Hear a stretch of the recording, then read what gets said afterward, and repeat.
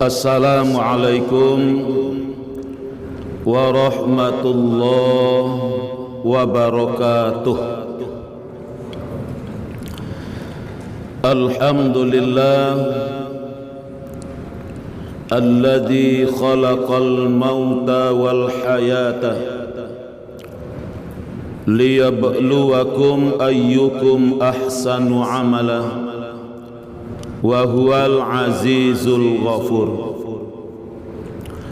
Ashhadu an la ilaha illallah wahdahu la syarikalah wa ashhadu anna Muhammadan abduhu wa rasuluh la nabiyya ba'dah. Allahumma salli wa sallim wa barik ala hadzal nabiyil karim wa ala alihi wa sahbihi ajma'in. A'udzu billahi minasy syaithanir rajim. Bismillahirrahmanirrahim. Wa la tufsidu fil ardh ba'da islahiha wad'uuhu khawfan wa tama'an inna rahmatallahi qarib. Inna rahmatallah inna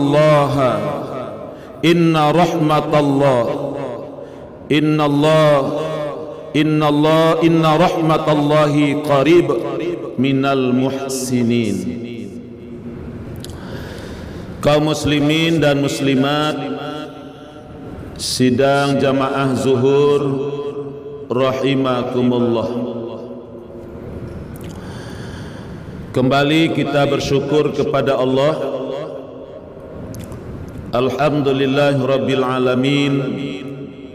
Kita masih diberi oleh Allah kesempatan untuk melaksanakan aktivitas sebagai hamba Allah di muka bumi.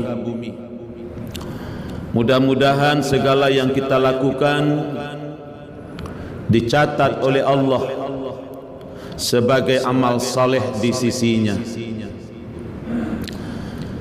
Kaum muslimin dan muslimat sidang jamaah salat zuhur Masjid Raya Sumatera Barat rahimakumullah. Sering dan banyak orang bertanya-tanya, kenapa negeri kita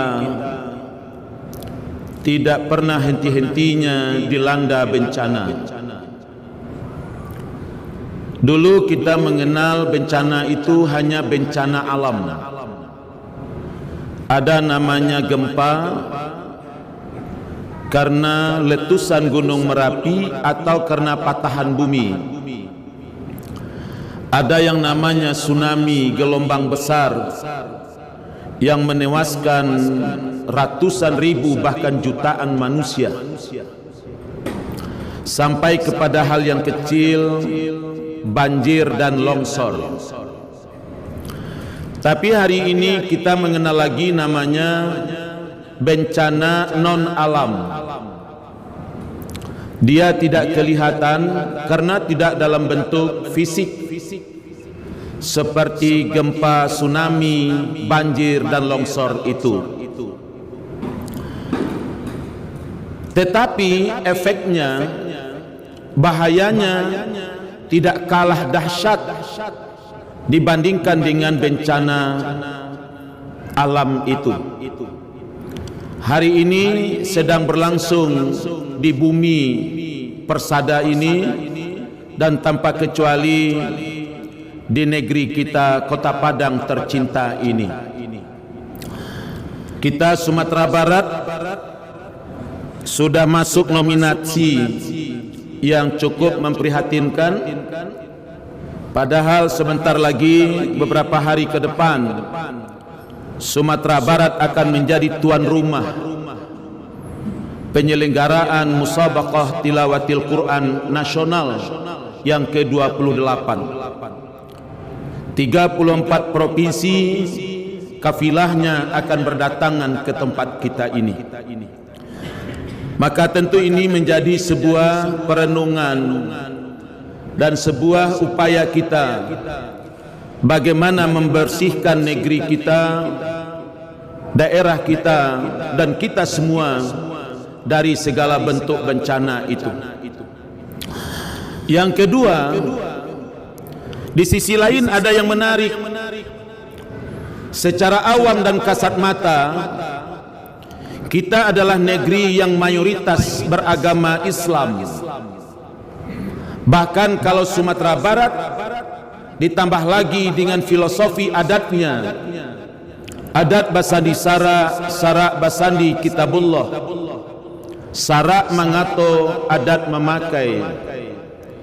Bukanlah orang Minang kalau dia tidak Islam, karena Minangkabau identik dengan Islam. Maka orang Minang perilaku dan tindakannya harus sesuai dan cerminan dari kehidupan yang Islami itu.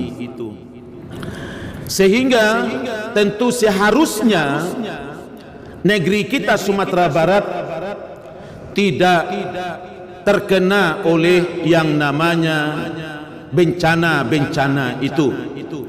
Karena dari sisi penduduknya mayoritas adalah Islam, karena daerahnya diikat oleh kultur adat Minangkabau yang ciri khas spesifiknya adalah Islam. Tetapi ternyata Sumatera Barat hari ini dalam rangka menyongsong musabaqah tilawatil Quran ke-28 tingkat nasional ternyata juga tidak lepas daripada bencana non alam COVID-19 itu. Untuk itu dalam pengajian singkat Zuhur ini, mari kita lihat sepotong ayat dalam Al-Quran untuk kita renungkan dan sekaligus nanti kita implementasikan, yaitu Al-Quran surat Al-A'raf surat ke-7 ayat 56 yang kita baca tadi. Apa kata Allah? A'udzubillahi minasyaitonirrajim. Wala tufsidu fil ardi ba'da islahiha wad'uhu khawfan wa tama'an inna rahmatallahi qaribum minal muhsinin. Dan janganlah kamu membuat kerusakan di muka bumi sesudah Allah memperbaikinya, dan berdoalah kepada Allah dengan rasa takut kalau doa itu tidak akan diterima, dan berharaplah kepada Allah semoga doa kita dikabulkannya. Inna rahmatallah, sesungguhnya rahmat Allah itu qarib, amat dekat kepada umat atau orang-orang yang berbuat kebaikan.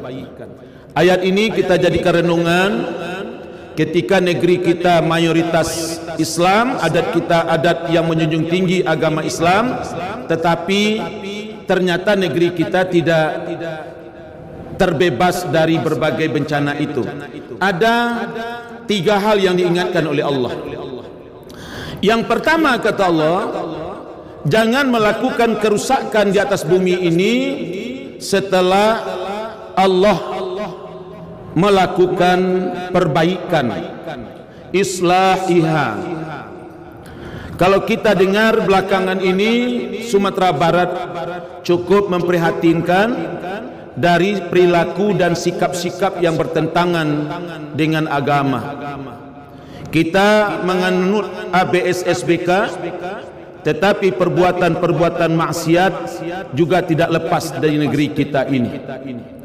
Perilaku-perilaku menyimpang juga menjadi sorotan yang sangat memprihatinkan.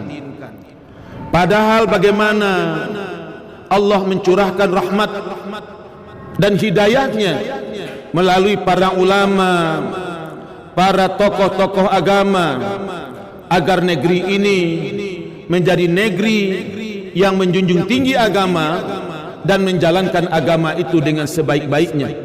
Kita mengenal dengan istilah perjanjian Bukit Marapalam dari akhir sebuah perjuangan perang Padri melalui seorang ulama, tuanku Imam Bonjol umpamanya. Dan begitu pula Dari Sumatera Barat lahirlah lembaga yang hari ini kita junjung tinggi dan kita muliakan, yang namanya Majelis Ulama Indonesia. Oleh sebab itu, ketika perjuangan dan usaha yang dilakukan ini, tetapi di sisi lain penghuni negeri ini masih melakukan perbuatan-perbuatan yang bertentangan dengan agama, maka tentu bisa saja Allah lebih murka kepada kita. Kalau negara kafir, kalau penduduknya jelas orang-orang kafir, orang-orang yang tidak menjunjung tinggi agama, Allah tidak memperdulikan mereka. Tetapi yang menjadi catatan oleh Allah adalah ketika negeri itu mayoritas muslim, menjunjung tinggi agama, tetapi dia abaikan agama itu, inilah kemarahan Allah yang maha besar dan maha tinggi.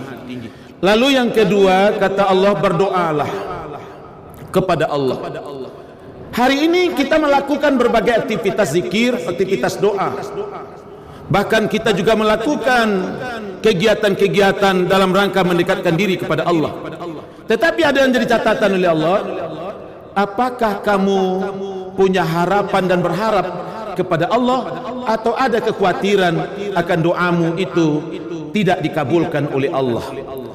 Apa yang menarik, ketika hari ini banyak sekali orang yang merasa, yang jadi persoalan itu yang merasa ibadahnya sudah bagus, yang merasa ibadahnya sudah baik, yang merasa amalannya sudah maksimal, sehingga seolah-olah dirinya sudah dijamin untuk masuk surga.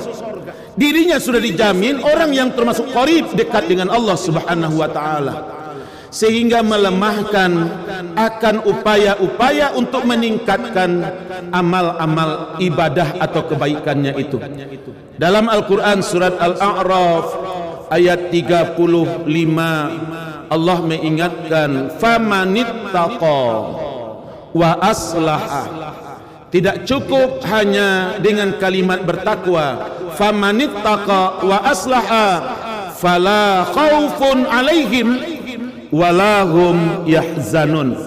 Kata Allah, barang siapa yang bertakwa kemudian wa aslaha, dan dia selalu melakukan perbaikan-perbaikan. Beda lagi berbuat baik dengan melakukan kebaikan. Sekedar renungan saja Bapak Saudara sekalian, Bapak Ibu, dalam sebuah riwayat kita sering mendengar para ustadz menyampaikan, ulama mentausiahkan, pada satu kali seorang sahabat solat di depan Rasulullah.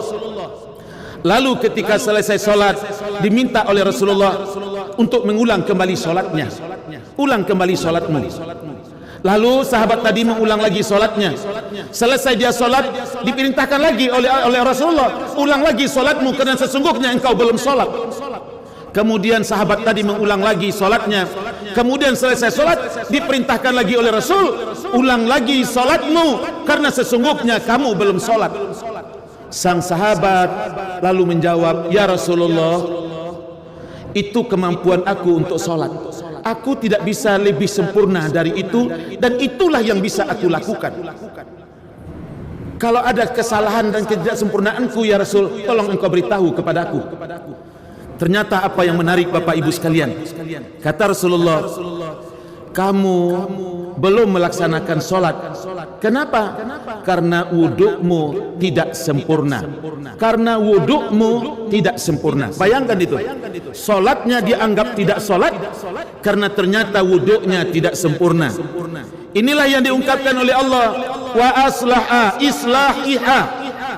Bagaimana kita selalu memperbaiki ibadah-ibadah kita ini, yang hari ini kita sudah solat, yang hari ini kita sudah tahajud, yang hari ini kita sudah doa, yang hari ini kita sudah membaca Al-Quran, menghafal Al-Quran.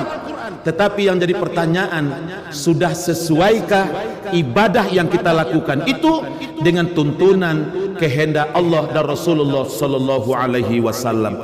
Mudah-mudahan ini menjadi sebuah renungan, menjadi sebuah evaluasi.